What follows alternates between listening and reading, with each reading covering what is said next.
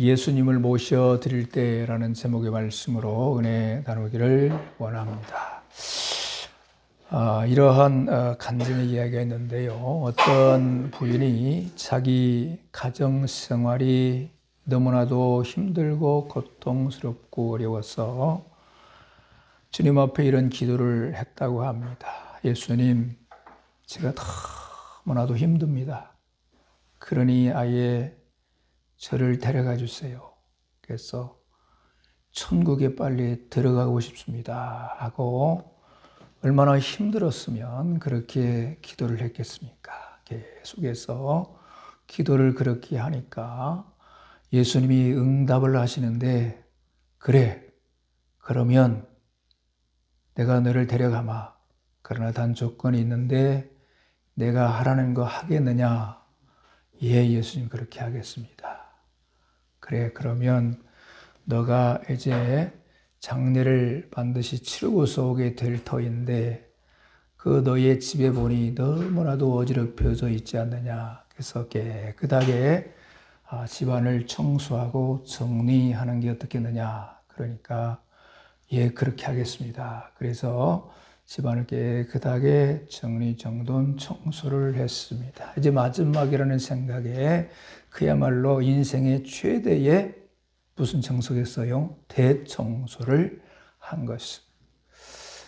그래, 너 밖에 나와보면 정원들 보면 또 좀 그렇지 않느냐. 많은 사람들이 오게 될 터인데 그런 부분들도 청소를 해보는 게 어떻겠니? 예, 그렇게 하겠습니다. 그야말로 마지막이니까 얼마나 최선을 다해서 정리정돈 청소를 했겠습니까? 말끔하게 정리를 합니다.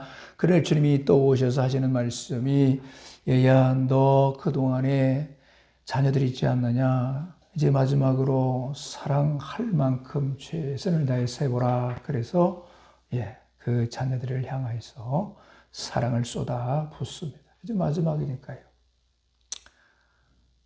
그래, 다 하고 나니 또 주님 말씀하시기를 마지막으로 하나만 더 해라.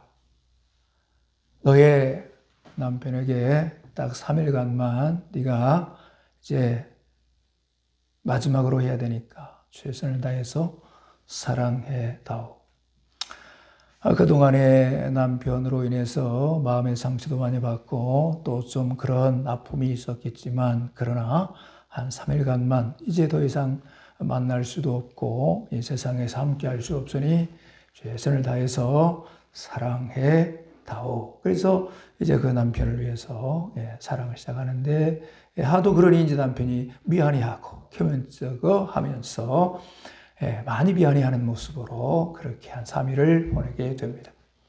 이제 드디어 주님이 마지막 찾아오셔서 야야, 이제 준비 다 되었다. 함께 가자. 그러니 이 부인이 마지막 이제 떠나려고 하니까 집을 둘러보기를 시작을 합니다. 그 방 안에 이곳저곳을 보니까 말끔히 정돈되어서 깨끗하고, 또 밖에 나와서 정원도들도 얼마나 깨끗하고 정리가 되어서 참 좋고, 또 자녀들도 예느 때와 다름없이 그 사랑을 받아 놓으니까 그렇게 좋아하고, 남편도 그래 비긋이 웃으면서 좋아하고, 전혀 다른 자기 가정의 모습을 보고 떠나기 싫은 거예요. 그 마음을 주님이 아시고, 야야, 너 가기 싫나? 가기 싫니? 이제 가야 할 시간인데. 그래, 이제 그 마음이 주저주저하니 예수님 하시는 말씀이, 너 지금 천국 가기 싫지? 예, 예수님. 그래서 주님이 뭐라고 말씀하시느냐? 너 지금까지 내가 하라는 대로 했지? 예, 주님. 내가 하라는 대로 순종하며 나가면 너의 삶도 너의 가정도 모든 것 하나님이 책임져 주시고 주의 중에 너의 가정은 천국으로 변할지니라. 그러니 말씀 안에서 살아가기를 바란다. 그렇게 최종 응답으로 간증이 끝이 납니다. 여러분, 우리 주님 말씀 따라 살면 나도 변화되고 우리 가정도 변화되고 내 삶이 변화될 줄로 믿습니다. 나에게, 나의 삶에, 우리 가정에 주님을 모셔드리면 너무나도 고통스러운 문제도 해결되게 될 줄로 믿습니다. 여러분, 오늘 말씀에도 보면 예수님이 찾아오실 때에 그 예수님을 맞아들이는 그 내용을 볼 수가 있습니다. 우리가 함께 읽은 본문에 보시면 한 가정에 예수님이 한 가정에서 모셔드리고 있는 광경을 우리가 보는데요. 시몬과 안드레의 집이라 그렇게 말씀에 기록하고 있는데 시몬과 안드레는 어떻습니까? 형제지요. 같은 형제니까 집이 같은 집이지요. 그래서 시몬은 베드로의 집에 주님이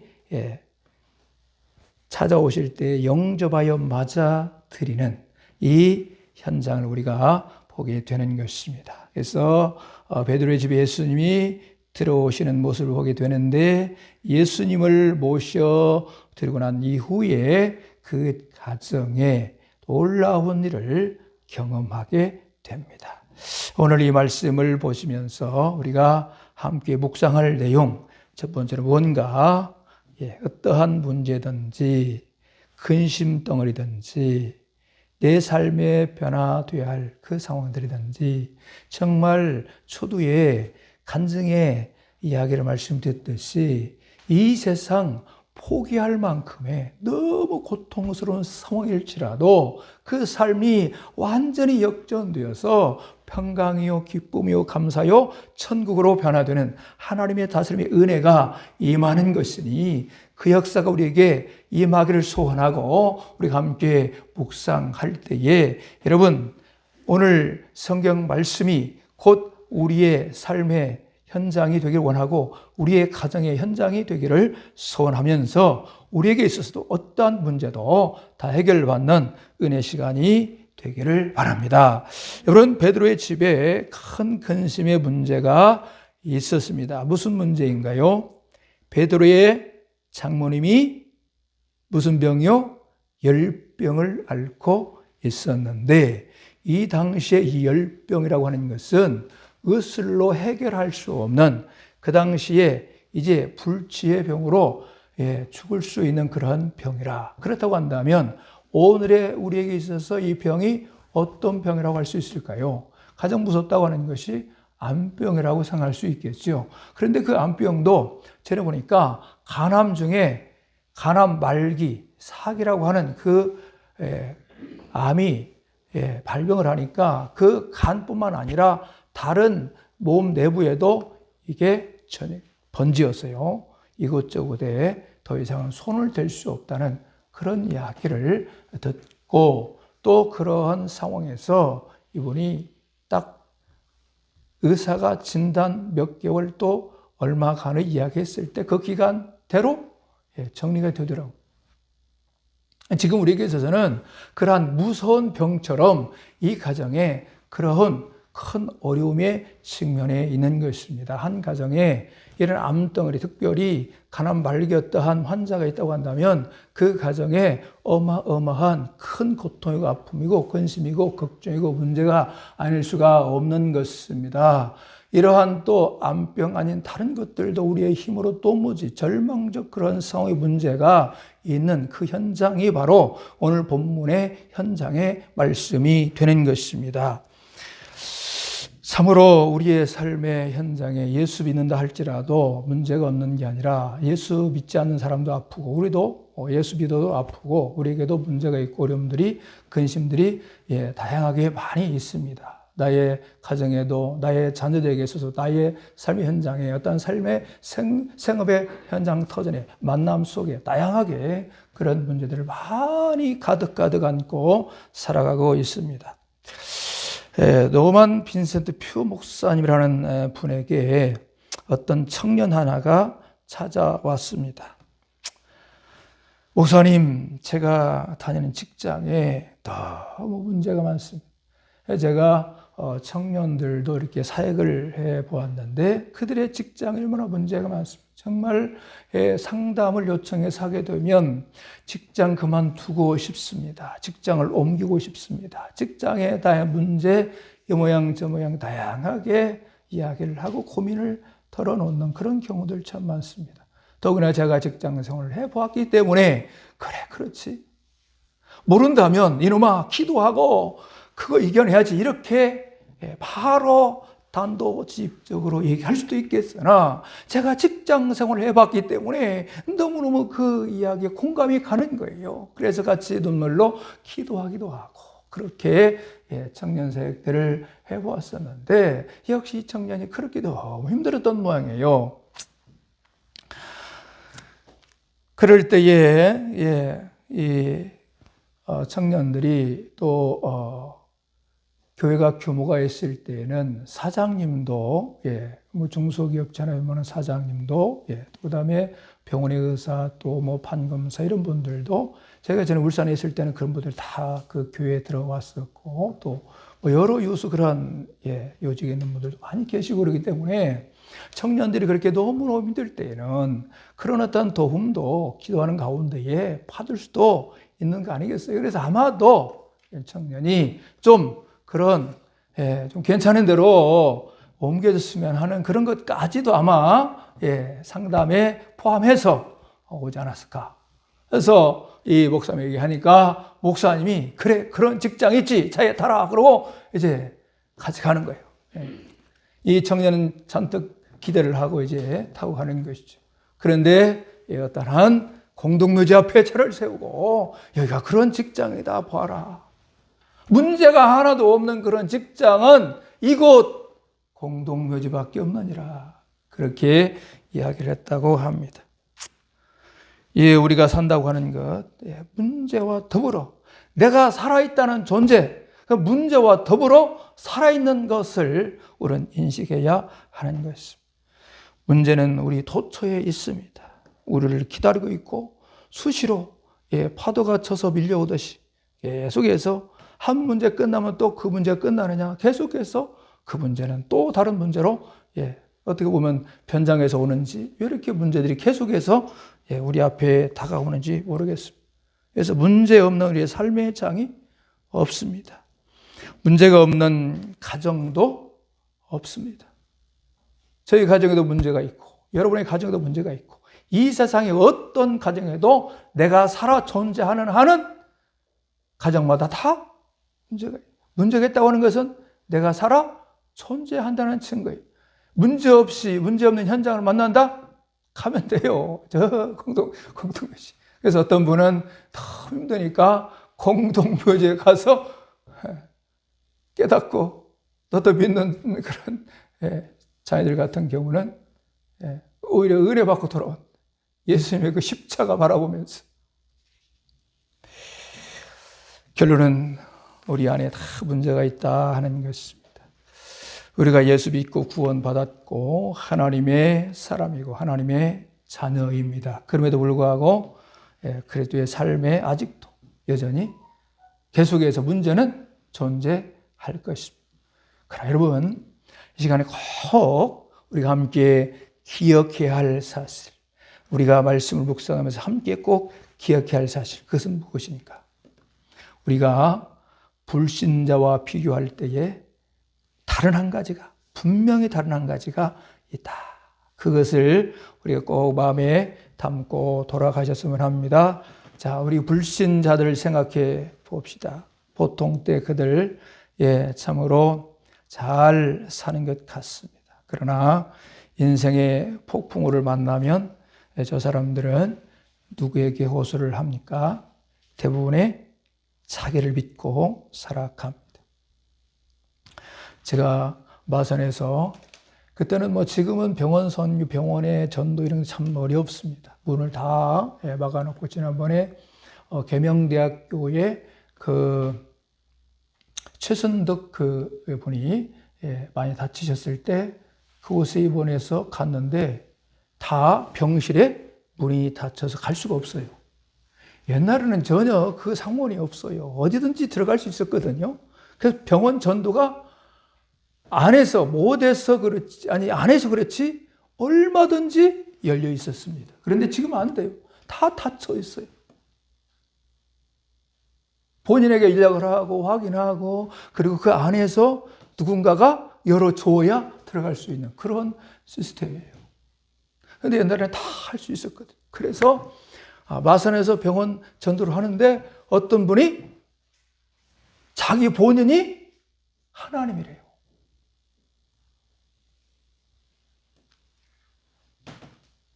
뉴에이지 문화가 계속해서 발전이 되면서 이렇게 포스트 모더니즘 일어났다한 문화, 그런 세대 이러한 여러 상황들이 발전을 하고 또 거듭해서 문화와 함께 자꾸 팽창하고 있는 그런 상황들을 많이 보는데, 영화에서도 그렇고 다양하게 볼 수 있는데, 실제에 이 종교적 성향에 이상한 사람들을 만날 때가 많이 있었는데, 그때에 그분이 그래요. 그러면서 자기를 묵상하는 거예요. 자기를. 나는 신이다. 나는 하나님이다. 그게 자기 종교를 그렇게 갖고 있는데 그 공동체가 있었습니다. 아무리 말씀을 전하고 해도 막 튕겨나오는 거예요. 그래서 영적 전쟁이 제일 크다고 나왔는데 하여튼 그런 실태. 그래서 꼭 그런 분이 아니더라도 안 믿는 사람들은 대체적으로 자기 자신을 믿고 살아가는, 그래서 자기 중심으로 살아가는 그런 상황인데, 그러나 자기 힘으로 안 될 때 어떻게 합니까? 우상의 힘을 빌립니다. 그래서 저 어렸을 적에 보면 무당을 찾아가거나 아니면 좀 안다는 사람을 찾아가거나 그래서 물어보는 거예요. 왜 이런 일이 있는가? 그래서 뭐 점을 해야 된다고 하고 또 구슬을 해야 된다고 하면 구슬하기도 하고, 옛날에 우리 어머님 어느 정도 수준이 계셔서 직접 하기도 하셨어요. 물을 이 양동에다 떠다 놓고 그 다음에 바가지 타고 붙여놓고 칼로 둥둥둥둥 하면서 막 이래 휘저으면서 막 그렇게 하기도 하고, 그러고 또 이제 칼을 휙 던지고 말하고 하기도 하고. 자, 그런데 그래도 될까 안 될까? 안 돼. 제가 어느 동네에 있을 때는 어떤 분이 산에 올라가시다가 돌을 어떤 분이 이렇게 막 돌탐을 쌓아놨어요. 그럼 거기 가서 절을 하고 또 산을 향해 절을 하고 나무에 절을 하고 지나갈 때마다 뭔가 세워져 있으면 다 절을 하고. 그런데 때로는 우리 회사 다닐 때 그런 이 상냥식을 한다고 하기도 하고 이렇게 그 공장을 지어놓고 돼지 대가리 갖다 놓고 고사를 치냐고 다 모이라 그랬어. 여러분, 돼지 대가리가 또 그리고 그런 나무가 그런 돌짝이 그런 산이 이런 뭐가 우리의 근심 걱정에 어려움들을 해결해 줄 수 있는가? 전무합니다. 결국 그들은 하다 안 되면 끝장을 봐버려. 그런데 끝장의 그 현장에 우리는 예수님이 계신 줄로 믿습니다. 여러분, 우리 주님이 이 오늘 베드로의 가정의 현장, 그 가정에 들어오셔서 주님의 그 은혜와 능력 섭리 속에서 열병이 떠나가니라. 깨끗하게 치유된 줄로 믿습니다.